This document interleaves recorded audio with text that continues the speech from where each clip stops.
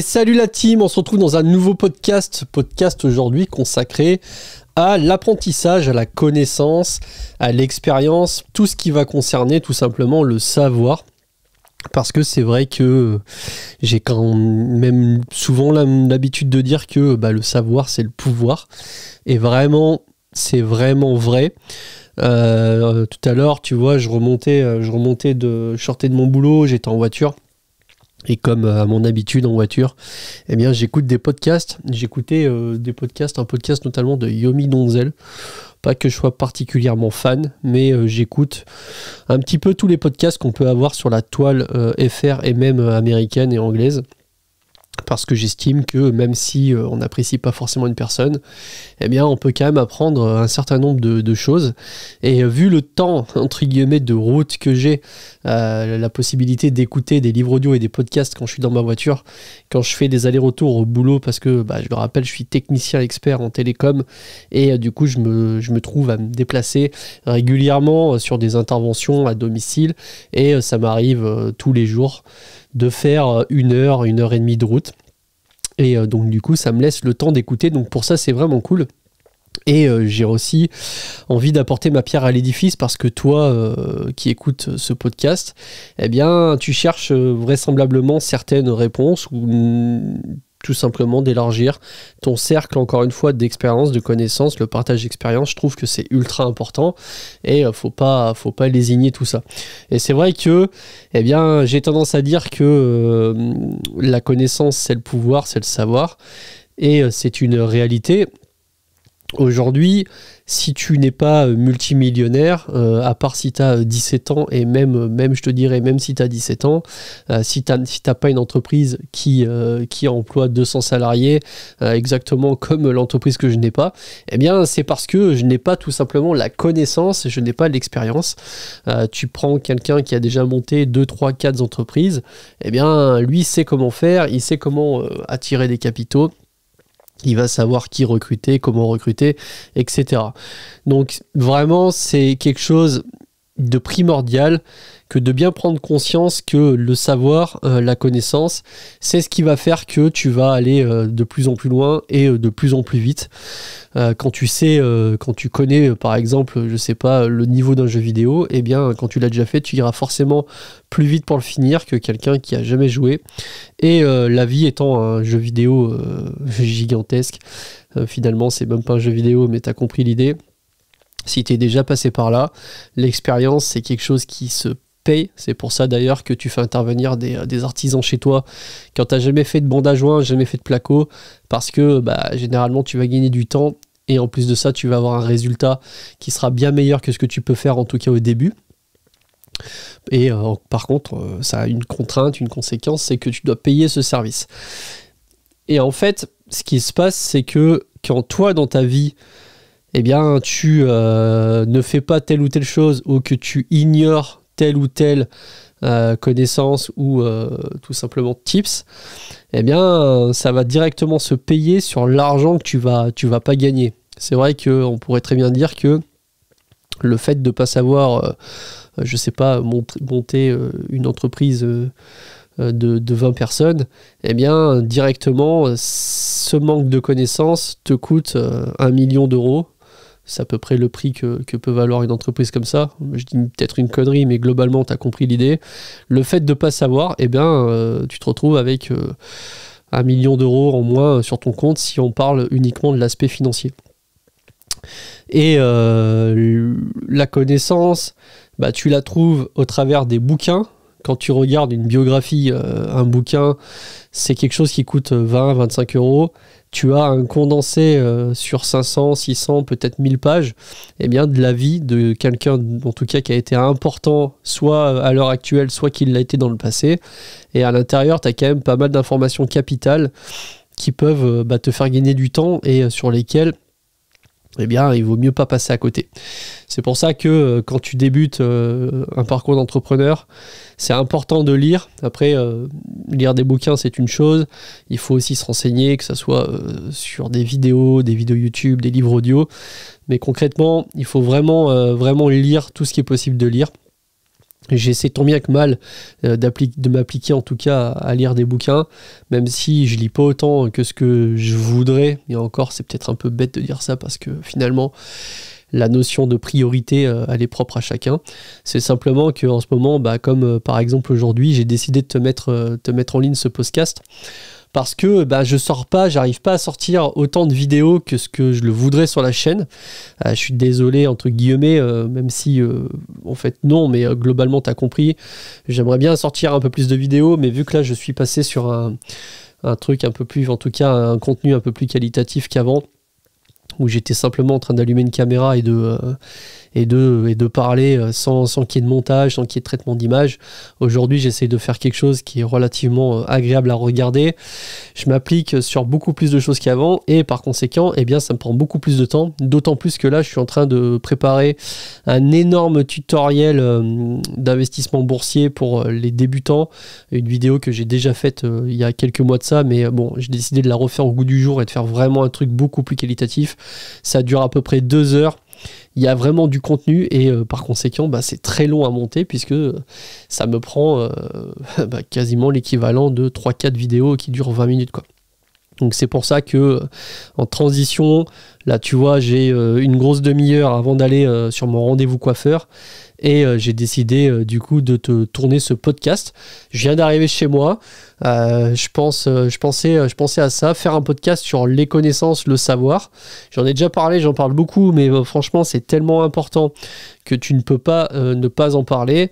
Et moi je l'expérimente au quotidien, à chaque fois que j'apprends des choses.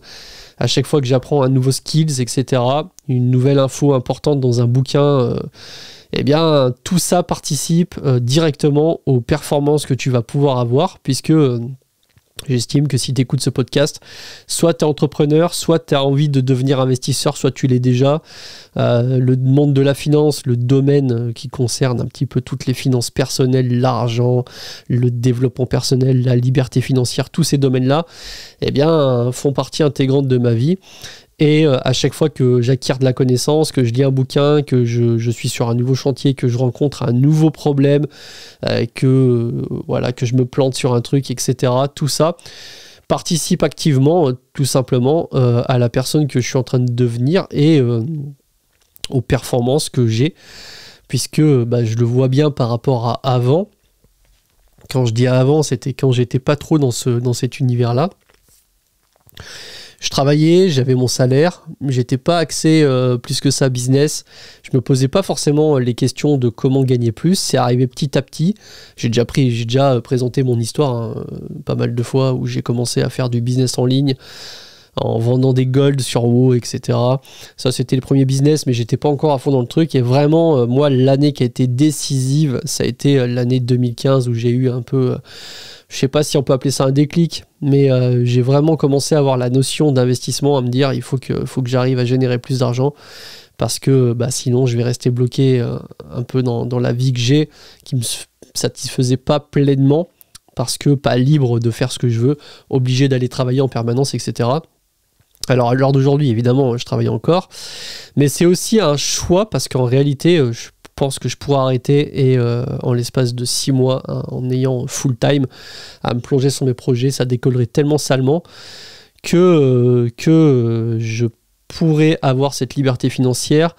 Mais je suis aussi de nature à me dire que pour l'instant, tant que je suis pas vraiment à la rupture, j'aime plutôt la jouer secure. Et je préfère garder mon salaire pour pouvoir profiter encore du temps que j'ai en voiture pour apprendre et écouter des podcasts. Mais là, je commence à passer tellement beaucoup de temps dans ma voiture que je vais investir dans un MacBook Pro, histoire de pouvoir taffer, parce que je suis en train de mettre en ligne un site web. Il faut que je l'alimente avec des articles qui concernent l'immobilier, l'investissement de manière générale, toutes les finances, pour que toi aussi tu aies un maximum d'informations, que je partage un maximum les connaissances sur tout simplement mes échecs, par exemple, parce que oui, contrairement à peut-être ce que tu pourrais croire, mais il y a déjà eu des échecs, notamment sur des investissements qui étaient bien foireux. Je me suis retrouvé à perdre des milliers d'euros. Et c'est un peu ça aussi qui a fait que je me suis dit à un moment donné, bon, je préfère faire de la bourse finalement, parce qu'au moins je me ferai pas entuber par la plateforme qui est un broker en ligne. Même si, comme on peut le voir en ce moment avec le risque tout simplement, par exemple, la banque la banque là-bas dans la Silicon Valley Bank, qui a mis, qui est en train de déposer le bilan, et ça, c'est en train de secouer un petit peu l'économie, parce que c'est depuis 2008 et la faillite de Lehman Brothers, il n'y avait pas eu d'autres banques qui avaient fait faillite. Donc même un système bancaire n'est pas infaillible. De toute façon, croire le contraire serait une erreur. Mais oui, j'ai déjà perdu de l'argent, on s'est fait arnaquer par des Ponzi, etc. Voilà. Donc tout ça, malheureusement ou heureusement, mais je pense qu'avec le recul, c'est plutôt une force qu'une faiblesse. Comme on dit, on apprend de ses erreurs. D'ailleurs, ça me fait penser à une anecdote que je voulais presque faire un short, mais en fait les shorts ça me gonfle un peu. Je fais pas de cacher que faire des shorts, c'est un peu... Enfin bref, c'est pas vraiment ce que je vise. Et en gros, l'anecdote, c'était que dans une entreprise qui est déjà bien avancée, avec pas mal de salariés, il y a un employé tout simplement qui se retrouve à faire une erreur professionnelle. Erreur assez conséquente, puisque ça va faire perdre plus de 500 000 $ à l'entreprise en question. Donc c'est quand même une belle erreur, tu vois. Il y a quand même une réunion au niveau des associés, du comité d'entreprise, de la direction, etc. pour discuter un peu de ça, comment ça s'est produit, pour pas que ça se reproduise. Et l'employé en question, lui, évidemment, il n'est pas convié à la réunion, parce que c'est un peu une réunion pour déterminer quelque part aussi le sort de l'employé qui a créé l'erreur, qui a coûté quand même 500 000 à la boîte. Et du coup, la direction, le comité, tout ça, la réunion se finit, et le directeur retrouve son bureau. Et puis, il y a quelqu'un qui passe dans son bureau et qui, du coup, dans la conversation, lui demande: alors, vous avez décidé quoi? J'espère au moins que pour une si grosse erreur, l'employé en question va se faire virer, quoi. En gros, c'est ça que, pour résumer ce qu'on dit au directeur. Et là, le directeur, en fait, a une réponse assez cool. Il dit: mais pourquoi je vais virer un employé pour lequel je viens de payer 500 000 $ une leçon? C'est vrai que, disons que quand tu as déjà fait l'erreur, et d'autant plus quand elle est grosse, eh bien, tu as tendance à ne pas la refaire. Et en gros, la morale de tout ça, c'est que on apprend de ses erreurs. Ça, c'est clair et net. On n'est pas obligé de toujours faire des erreurs pour apprendre. Mais disons que quand on a fait l'erreur une fois et que ça nous a bien coûté cher, ou que ça a vraiment impacté une situation de manière conséquente, eh bien, c'est vrai que on a tendance à s'en rappeler bien plus longtemps que quelqu'un qui, on va dire par chance, n'a pas fait l'erreur parce que il a choisi cette solution au lieu de l'autre, ou de faire comme ci au lieu de comme ça, et puis sans trop s'en apercevoir, eh bien il a choisi la bonne, et ça lui permet tout simplement de pouvoir continuer, mais il n'a pas le même impact moral que peut avoir une personne qui a commis une très très grosse erreur, exactement comme quand tu t'attaques la bourse. Tu mets un petit peu tes œufs dans le même panier, et puis finalement tu te retrouves à faire des conneries, le marché baisse, t'es en moins-value latente, tu vas vendre telle ou telle position, puis finalement tu t'aperçois que quelques semaines après le marché est remonté, simplement parce que toi tu t'es laissé emporter par tes émotions, t'as stressé, etc. Tout ça on le sait. Encore une fois, le truc c'est que les conseils sont rarement appliqués. C'est très bizarre, mais c'est toujours un cycle qui se répète. On sait qu'en évoluant ou en agissant comme ça, ça va créer des soucis. Et pourtant, eh bien, tu t'aperçois que les conseils sont rarement suivis. Tant que toi, t'as pas expérimenté de ton côté le truc en question ou la connerie, quand tu donnes les conseils, les gens les suivent pas dans la majorité des cas. En tout cas, c'est ce que moi j'en ai vu et que j'ai pu expérimenter du haut de mes 35 ans. C'est vrai qu'il n'y a pas beaucoup de gens qui suivent réellement les conseils que tu leur donnes. Donc ça, c'est une des choses. La deuxième chose, c'est que, étrangement, quand on parle de connaissances, eh bien, quand on regarde le prix d'un bouquin, il y a pas mal de gens qui se disent « Oh là là, 22, 23, 24 € pour le bouquin, c'est cher ». Et par contre, c'est vrai que c'est souvent ces mêmes personnes qui vont pas hésiter, alors déjà, soit qui fument et qui vont claquer des centaines d'euros dans des clopes, où là, foncièrement, ça leur apporte rien, à part un cancer des poumons et une haleine pas top niveau, si tu vois ce que je veux dire. Et c'est toujours affligeant. Enfin, moi, ça me choque toujours quand je vois, par exemple, le temps que je passe à me former, parce que je suis quand même autodidacte. J'ai acheté pas mal de bouquins. Bon, évidemment, je n'ai pas une bibliothèque. J'ai pas la bibliothèque d'Alexandrie chez moi, mais j'ai quand même plusieurs bouquins. J'ai lu pas mal et malgré tout, franchement, l'investissement, si ça représente 1000 euros en bouquin, ça doit être le maximum. Pourtant, quand tu regardes bien, 1000 euros, c'est le prix d'un téléphone, d'un iPhone. Alors je dis pas qu'il faut forcément ne pas avoir de téléphone et avoir des bouquins. C'est pas ce que je dis, c'est pas ce que je suis en train de dire. Le téléphone c'est ultra important et moi le premier, si demain je pète le mien, j'en rachète un parce que c'est ultra, enfin en tout cas pour moi c'est indispensable pour le business. Mais par contre voilà, c'est le côté, je dépense pas 20 euros pour des bouquins, par contre je vais aller dépenser 20 euros dans un McDo qui par contre foncièrement on pourrait s'en passer. Tu pourrais très bien manger une petite salade chez toi et pouvoir t'acheter un bouquin. Donc encore une fois, c'est qu'une question de priorité, mais étrangement, quand il s'agit de parler de formation, de payer pour de la formation, tout est trop cher et les gens ne le font pas. Alors que, rappelle-toi ce que je t'ai dit au début du podcast, toutes les informations que tu ne sais pas te coûtent de l'argent. Si demain tu avais une information qui te rapporterait 1 milliard, bah, le fait de ne pas la savoir, ça te coûte 1 milliard. Et ça... Il n'y a que en allant un peu plus loin que la réflexion standard pour vraiment s'en rendre compte. Moi, par exemple, il y a des choses, je suis tombé un peu dessus par hasard. Par exemple, un truc que j'avais sous-estimé, c'est l'affiliation avec le fait de créer une chaîne YouTube. J'entends par affiliation, tu sais, tous les liens affiliation que tu peux retrouver sur NordVPN, l'affiliation Amazon Partner, etc. Tous ces trucs-là. En l'occurrence, moi, j'ai aussi l'affiliation, et c'est surtout celle-ci, Fortunéo, le fait d'avoir un code de partage. Eh bien, franchement, vu que j'ai personne autour de moi qui était dans le truc, vraiment comme je fais moi, eh bien, il n'y a personne qui m'a dit, par contre, tu verras, Jérém, lorsque tu vas faire une chaîne YouTube, même si tu n'as pas beaucoup de vues et que tu n'as pas forcément beaucoup d'abonnés au début, tu peux quand même avoir des bonnes commissions d'affiliation. Et c'est vrai que ça, moi, je ne le savais pas. Je l'ai mis par hasard, vraiment, d'un côté de bon sens, de logique, de me dire, bon, je le mets en description, ça peut peut-être intéresser des gens. Peut-être qu'il y a quelqu'un qui va regarder ce tuto sur, je sais pas, comment acheter une action sur Fortunéo, et qui va utiliser le lien de parrainage qu'il va trouver en description parce que lui ne connaît personne qui possède un compte Fortunéo et via les systèmes de parrainage tels qu'on le connaît aujourd'hui, eh bien grâce à ce code il va avoir des commissions de parrain, des commissions de filleul, etc. Et donc il va l'utiliser. Moi je me suis dit vraiment il y a peut-être un ou deux gars qui vont l'utiliser. J'étais loin de me douter qu'il allait y avoir des dizaines de personnes qui allaient utiliser ces liens-là. D'ailleurs, merci si jamais tu m'écoutes et que tu as utilisé un de mes liens.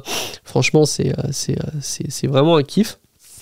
Mais voilà, tu vois, ça c'est une info. J'aurais pu ne pas mettre l'info dans ma description. Pourtant, c'était simplement un code à glisser dans la description. Il n'y avait rien de compliqué. Ça m'a pris 3 secondes à mettre en publication automatique dans les vidéos. Eh bien ça, c'est quelque chose qui clairement à terme m'aurait coûté des dizaines de milliers d'euros. Et encore une fois, tout part de la base, l'information que tu sais ou que tu ne sais pas. Donc vraiment, c'est incroyable à quel point l'information c'est précieux et c'est pas pour rien qu'aujourd'hui ce qui coûte quasiment le plus cher en ligne c'est les données, c'est les datas, c'est les informations sur les gens. C'est pour ça que ça se revend aussi bien, c'est pour ça aussi que tu te fais harceler par des gars, peut-être, je sais pas où ils habitent, en Côte d'Ivoire ou quoi, qui veulent te vendre des fenêtres, etc., par téléphone. C'est pour ça que tu reçois des mails ciblés, tu sais pas trop d'où ça sort, etc. La vente d'informations, c'est un business qui représente des milliards. Et ça, c'est que l'information personnelle, vraiment l'identité des gens, etc. Mais la connaissance, le savoir, ce que toi tu vas savoir foncièrement, déjà le gros avantage c'est que c'est quelque chose qu'on pourra jamais t'enlever, à part si on te tue, mais on peut pas te le voler. Tu peux le partager, mais quand tu le partages, c'est pas comme un gâteau, c'est pas tu coupes la moitié, tu le donnes à ton collègue ou à ton voisin et il t'en reste plus que la moitié. Non, la connaissance c'est tu prends le gâteau, tu le dupliques et t'en donnes un. Et bizarrement, contrairement à ce qu'on peut croire, tu sais, on pourrait se mettre dans le côté ouais mais bon, si les autres ils savent autant de choses que moi, du coup moi je vais me faire un peu avoir sur les parts de marché ou quoi. Et en fait j'ai envie de te dire ça c'est vraiment bullshit, parce que quand tu regardes la taille des marchés, quand tu regardes maintenant le nombre qu'on est sur les mêmes secteurs, c'est exactement comme si tu te disais, moi je vais pas créer une chaîne YouTube parce que franchement il y a trop de gens sur YouTube et du coup ça sert à rien parce que du coup il n'y a pas de part de marché, etc. Eh bien détrompe-toi, hein. Toi tu peux être abonné à une chaîne YouTube, être abonné aussi à l'autre chaîne YouTube et regarder les deux. C'est pas tu regardes l'une ou tu regardes l'autre. Même si on prend la masse de vues générale sur YouTube, aujourd'hui je sais pas combien il y a de chaînes sur YouTube, mais admettons il y a 3 millions de chaînes et demain il y en a 5 et qu'on n'est pas plus sur Terre, bah oui forcément il va y avoir un peu de dilution au niveau des vues, mais très foncièrement t'as compris l'idée.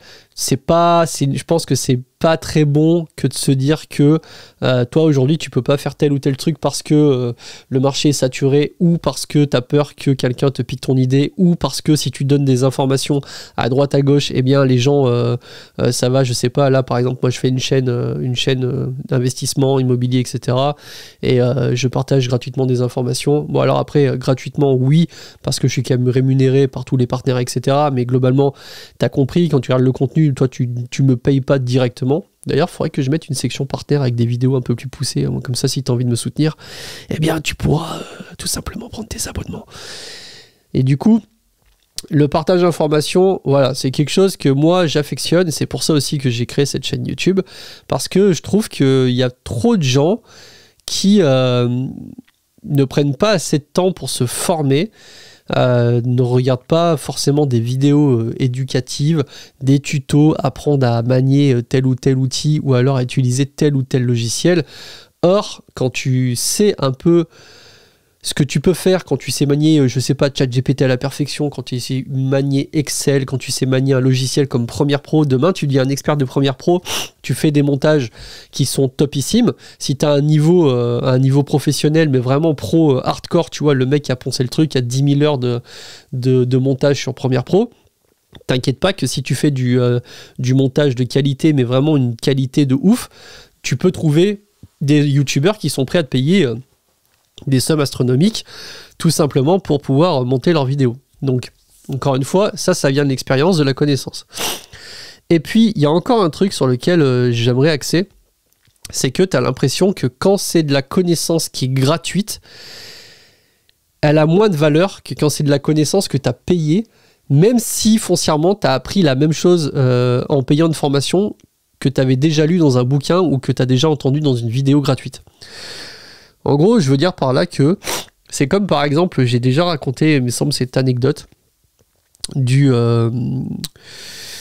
c'est un gars, il va marcher dans les bois et il a un très bon ami à lui, c'est un avocat, un très très bon avocat, tu vois, le genre d'avocat où tu dois lâcher 5 000 € de l'heure pour avoir un conseil. Et puis il a un souci d'ordre personnel. Et puis pendant la marche, il en parle vite fait à son ami, il lui dit voilà, j'ai un souci, faut que je te raconte, etc. Il lui raconte son cas de figure. Et l'avocat lui dit bah écoute, par expérience et puis par rapport à ce que j'en ai vu dans ma carrière, eh bien moi je te conseillerais de faire comme ça, et puis normalement ça devrait régler quand même le problème. Il a l'info gratuitement, et en fait après le temps passe, il oublie un peu, il y pense pas trop, et puis finalement il va pas forcément appliquer dans les grandes lignes ce que lui a dit de faire son avocat. Et là, tu as une deuxième personne, la personne B, qui, elle, les jours qui arrivent, se présente au cabinet, ne connaît pas l'avocat, l'a sélectionné sous recommandation, et puis paye une prestation, une consultation, et donne 5 000 € de l'heure, et finalement se retrouve exactement dans le même cas de figure que l'ami de l'avocat avec qui il avait discuté quelques jours auparavant. Et l'avocat va lui donner mot pour mot exactement les mêmes conseils qu'il avait donnés à son ami lors de sa promenade.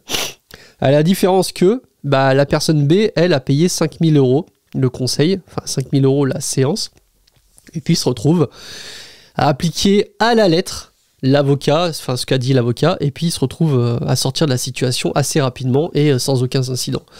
Et ça, encore une fois, c'est la morale de l'histoire, c'est que bien souvent, quand c'est une information gratuite que tu as reçue lors d'une soirée ou lorsque tu as regardé une vidéo, que tu as lu un livre, eh bien tu as tendance à moins l'apprécier, à avoir l'impression qu'elle a moins de valeur qu'une information que tu aurais payé peut-être 10 000 €. Alors que foncièrement, c'est la même chose, tu vois. Et c'est pour ça qu'il faut arriver à sortir d'un certain moule qu'on a, qui peut être dans n'importe quoi. Tu sais, aujourd'hui, des moules, il y en a tellement. Le fait de se dire, faut avoir l'impression d'être bien habillé. Finalement, quand tu vas, je sais pas, dans une salle de réception, il y en a qui sont habillés top niveau. Et puis finalement, si tu devais faire une estimation, par exemple, du niveau de vie ou alors de la place sociale des personnes finalement sur Terre, et tu les compares à la réalité, tu verrais qu'il y a des grandes différences. Et c'est vrai que aujourd'hui, on pourrait facilement se dire que les informations importantes et les informations qui coûtent vraiment cher sont les informations les plus utiles, et c'est pas systématiquement le cas. Si tu arrives à acheter les bouquins vraiment ciblés, intéressants, que tu regardes tous les contenus gratuits que tu peux trouver sur YouTube, déjà rien qu'avec ça, t'as assez d'informations, mais crois-moi, mais largement assez pour devenir multimillionnaire en l'espace de 30 ans, ou pour monter une société qui cartonne, ou pour maîtriser une compétence spécifique quasiment à la perfection, en s'entraînant, en s'appuyant sur ce que tu peux voir, et ce que tu peux lire, et ce que tu peux entendre, et en perfectionnant au maximum tes capacités par rapport à tout ça.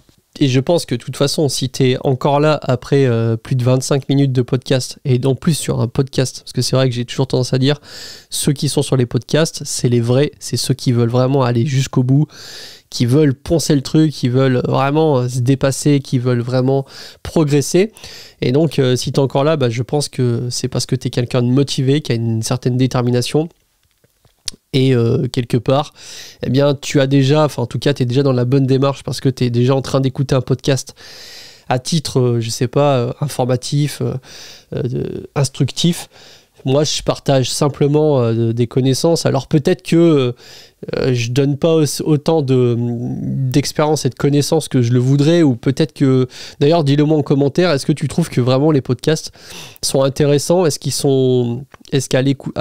tout cas, à écouter, est-ce que ça fait vraiment une vraie différence, ou est-ce que tu écoutes juste comme ça parce que t'as rien à faire, peut-être que tu es sur l'autoroute ou au sport? N'hésite pas à me dire ça en commentaire, donne-moi aussi des suggestions si tu as envie de parler d'un sujet, un partage d'expérience. C'est vrai que les podcasts me viennent un peu comme ça. Je pense à un truc et je me dis, tiens, la réflexion que j'ai eue avec moi-même dans ma tête, je vais la partager tout simplement. Et c'est ce que je me disais tout à l'heure, je me disais, putain, la connaissance, c'est vrai que... à chaque fois que tu as une info, à chaque fois que tu as, que tu as appris quelque chose et que tu l'as vraiment expérimenté de manière physique dans la vraie vie, des fois tu te dis, c'est incroyable, maintenant que je sais ça, même si on me ramenait 5 ans auparavant, mais avec la même connaissance, j'irais beaucoup plus vite. Et c'est toujours ce côté-là, moi, que je me dis, de me dire, si maintenant, avec les connaissances que j'ai maintenant, même sans parler de prédiction, je te parle pas de... connaître les cours boursiers et puis finalement retourner 10 ans en arrière et investir sur Microsoft ou quoi, tu vois. Je te parle pas du tout de ça. Je te parle simplement de la connaissance dans le sens de savoir quoi faire pour aller où tu veux aller. Mais là, si j'avais les mêmes connaissances que j'ai aujourd'hui et que tu me remettais 10 ans, 20 ans en arrière, 15 ans en arrière, allez, à mes 20 ans, c'est sûr que je ferais un carnage. Là, à l'heure d'aujourd'hui, j'aurais pas du tout la même situation que j'ai, malgré que je sois vraiment content de ma situation, mais je vais pas m'en plaindre du tout. Mais ma vie aurait été différente. Et toi aussi, ta vie serait ou aura été ou sera différente en fonction de ce que tu vas apprendre, savoir, expérimenter. Parce qu'après, le savoir, c'est une chose, mais c'est vrai qu'il faut aussi expérimenter par la suite. Si tu maîtrises à la perfection toute la chaîne immobilière, que tu sais exactement comment tu fais pour gérer l'immobilier sur le papier, et puis que tu n'es jamais passé à l'action, c'est bien, tu as le savoir, tu as les infos, mais tu n'as pas la pratique et tu n'as pas l'expérience. Et ça, malheureusement, l'expérience, par définition, c'est quelque chose que seul toi peux expérimenter. Tu peux apprendre de la connaissance un peu partout, et l'expérience, faut mettre en pratique ce que tu as appris, parce que s'il n'y a pas vraiment de recette magique, il n'y a pas de solution miracle où je vais te dire, si tu fais telle entreprise comme ça, comme ça, comme ça, comme ça, tu auras forcément ça comme résultat. Si tu fais l'immobilier comme ça, comme ça, comme ça, tu auras forcément ça comme résultat. Même si, encore une fois, dans les grandes lignes, si je te dis fais l'immobilier, achète bien, il faut qu'il y ait du cash flow, les critères importants, c'est localisation, localisation, localisation. le prix aussi, etc. Forcément, si tu réunis tous ces critères-là, tu vas te retrouver avec quelque chose qui performe. Mais maintenant, le côté aller plus loin, scaler les business, vraiment grossir le truc, ça, il n'y a que toi qui sera en mesure de savoir un petit peu où t'en es. Peut-être qu'il y a quelque chose qui va bien marcher pour une personne et dans laquelle elle va vraiment se satisfaire pleinement. Toi, tu fais la même chose, t'aimes pas du tout. Heureusement, aujourd'hui, il y a tellement de façons différentes de faire du business, des fois même de faire le même business. Rien que dans l'immobilier, tu vas avoir de la location de courte durée, de la longue durée, de la location de locaux commerciaux, tu fais ça en SCI, en personnel, en meublé, en non meublé, etc. Tu fais de l'achat-revente, enfin bref. Il y a vraiment beaucoup de façons de faire l'immobilier, au même titre qu'il y a beaucoup de façons différentes de faire une chaîne YouTube, de créer du contenu sur YouTube. Il y a beaucoup de façons différentes d'innover, etc. Ce qui est cool, c'est qu'aujourd'hui, quand tu es entrepreneur, tu peux créer de toutes pièces ton poste, ton boulot, exactement tes journées, ce que tu vas faire, comment tu vas le faire, avec qui tu vas bosser, etc. Ça, c'est le truc qui est vraiment, je pense que c'est vraiment le top du top, même si évidemment il y a son lot de contraintes derrière. Mais encore une fois, tant que tu n'as pas expérimenté, tant que tu n'es pas passé par le côté j'entreprends, je vois un peu comment ça marche, j'affine, eh bien tu vas tomber sur des pépins. Il y a des choses que tu vas faire différemment après, parce que tu auras appris à les faire, parce que tu auras surtout fait une première fois et tu auras surtout vu que comme ça, c'était pas la façon optimale. Pourtant, tu aurais pu avoir cette info parce qu'il y a forcément quelqu'un qui est passé par le même chemin que toi. Il y en a peut-être d'autres qui sont passés par le même chemin et pour qui ça a marché, mais en ayant eu l'info du attention à ce moment clé où quand tu vas faire ça comme ça, tu peux rencontrer tel ou tel problème. Ça, encore une fois, c'est de l'information, tu vois. Donc, tout le but du podcast est vraiment axé sur la prise de conscience l'information, à quel point c'est important, la connaissance, à quel point c'est important. Et c'est pour ça que je t'invite vraiment à continuer, parce que si tu es encore là, c'est que tu es un bon, c'est que tu es un vrai gars qui veut vraiment aller plus loin. Et du coup, n'hésite pas à consulter d'autres vidéos. Moi, je t'encourage à regarder toutes les vidéos, à lire tous les bouquins, à écouter tous les podcasts. Pas forcément des trucs qui parlent de n'importe quoi, mais des trucs qui sont ciblés sur ce que tu as envie de faire. Si demain, tu as envie de faire de la bourse, lis des biographies, essaye d'étudier, de comprendre un peu comment fonctionnent les marchés, étudie l'économie, macroéconomie, microéconomie, etc. Si tu as envie de faire de l'immobilier, forme-toi, même si tu délègues par exemple les travaux, je t'inviterai à aller regarder des vidéos sur comment tout simplement faire du placo, comment faire une salle de bain, etc. Quitte à pratiquer un petit peu, ça te permettra par exemple de savoir si les artisans qui travaillent en tout cas sur ton chantier, font les choses comme il faut ou pas. Parce que c'est vrai que, encore une fois, un autre débat, mais à l'heure d'aujourd'hui, tu fais intervenir 2-3 personnes différentes, comme dans tous les domaines, comme dans toutes les entreprises, dans tous les milieux, dans tous les pays, tu as forcément des gars qui seront très bons, des gars qui seront moyens et des gars qui seront mauvais. C'est comme ça. Et malheureusement, c'est une réalité. Il y en a, ils sont très très bons et il y en a, ils sont mauvais. L'avantage, c'est que quand tu fais de l'entrepreneuriat et quand tu es libre de gérer toi-même tes affaires, que c'est pas un patron qui te paie et que tu as ton salaire à la fin du mois où tu peux te dire de toute façon je m'en fous, il peut pas me virer, donc que je fasse mon boulot proprement ou pas. On va dire que dans l'immédiat ça impacte pas trop, même si y a certains cas où évidemment ça impacte, mais globalement en entrepreneur, si tu fais n'importe quoi, si tu sais pas gérer tes affaires, le secteur est actuellement, tout est tellement ultra concurrentiel, c'est tellement compliqué entre guillemets que si tu fais pas le poids, forcément tu mettras la clé sur la porte.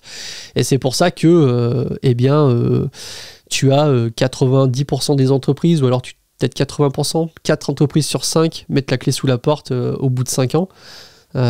C'est qu'à moitié étonnant. C'est exactement comme si tout le monde démarre une course, je sais pas, une course, un marathon, et que c'est des gens qui ne sont pas forcément entraînés. Il y a qu'un certain petit pourcentage qui va arriver au bout.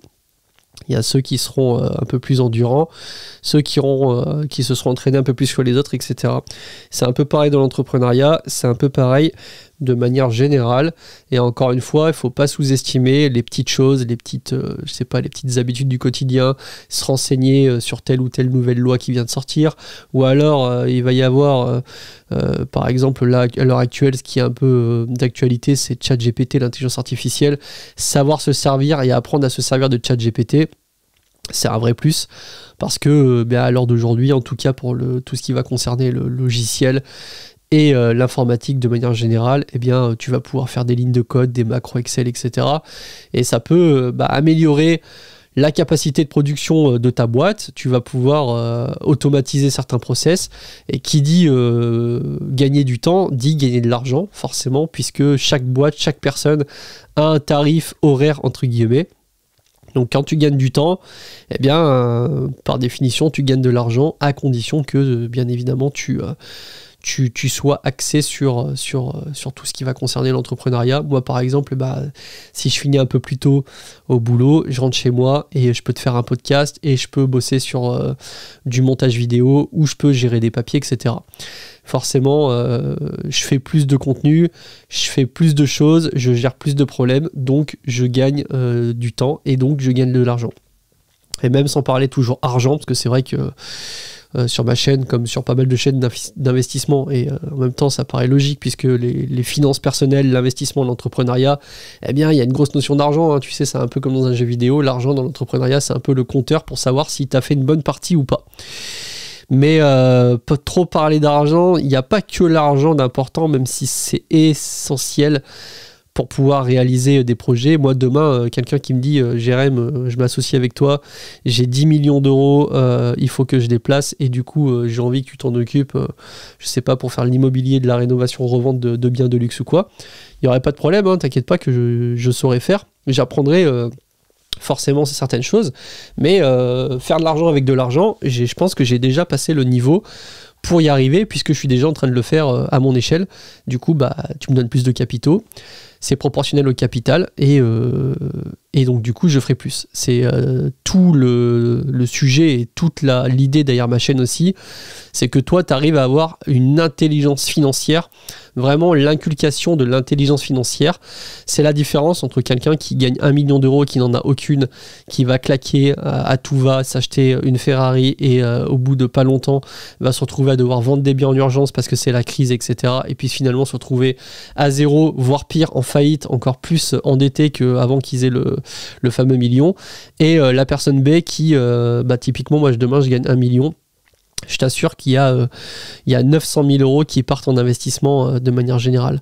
C'est catégorique, hein. Je veux dire, je sais très bien maintenant comment je peux faire, comment scaler le truc, et je saurai comment gérer ça, parce que ça fait des années que je suis dedans, parce que j'y travaille. Je travaille tout le temps en fait là-dessus. Tous les jours, il n'y a pas une journée où je ne bosse pas, à part si j'ai quelque chose ou que je pars le matin et que je rentre que le soir parce que j'étais en déplacement. Mais franchement, il n'y a pas une seule journée où je ne travaille pas, soit sur un montage vidéo, soit sur l'immobilier, soit sur de la bourse, voilà, il n'y a pas une seule journée où j'y ne pense pas. C'est ce qui, entre guillemets, moi, de toute façon, voilà, t'as compris le truc. Je pense que si t'es sur cette chaîne YouTube, si t'es abonné à cette chaîne YouTube, si t'es pas abonné, par contre, abonne-toi, hein. Je sais pas trop ce que t'attends, hein. Fracasse-moi le bouton et mets-moi un petit pouce. Franchement, ça fait trop plaisir, t'as vu? Non, après, voilà, t'as pas envie de t'abonner, tu t'abonnes pas. Merci quand même d'écouter ce podcast, mais globalement, t'as compris l'idée. Moi, je suis vraiment ultra motivé, déterminé. J'ai besoin de personne pour me motiver. Et même de manière générale, je dirais que c'est plutôt moi qui motive les gens dans mon entourage. Parce que voilà, ça me hype trop.